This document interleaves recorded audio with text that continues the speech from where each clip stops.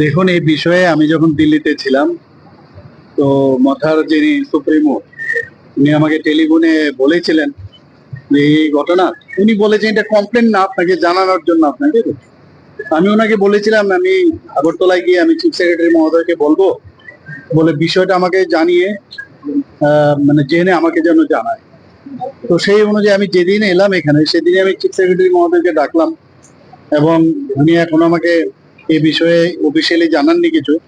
তো ওরা যখন কালকে আসলো, আমি এই কথাটাই বলেছি, আসার পরে আমি বিষয়টা জেনে নিই ভালো করে, তারপরে আমরা নিশ্চয়ই বিষয়টা যাতে কারোর সম্মানে আঘাত না লাগে সেটা নিশ্চয়ই আমরা দেখব, এতটুকু আমরা বলেছি। এবং সবার সম্মানে কিন্তু রাখতে হবে। জেলা শাসকের বিষয়টা দেখেছি না, চিফ সেক্রেটারি মহোদয় তো ওনার সাথে নিশ্চয়ই কথাবার্তা বলছেন। তো ওনার থেকে কাগজ আসলে তারপরে আমার মানে যা করা যায়। বিষয়টা হয়তো বা একটা কমিউনিকেশন গ্যাপও হতে পারে, কারণ এরকম তো হওয়ার কথা না। এরকম হওয়ার কথা না, যদি হয়ে থাকে তাহলে সেটাকে কিভাবে আমরা আগামী দিনে সেটাকে সমাধান করা যায়, এটা কোর্ডিয়াল অ্যাটমসফিয়ার আমরা সব জায়গায় চাই। এই ধরনের না হওয়াটাই বাঞ্ছনীয়।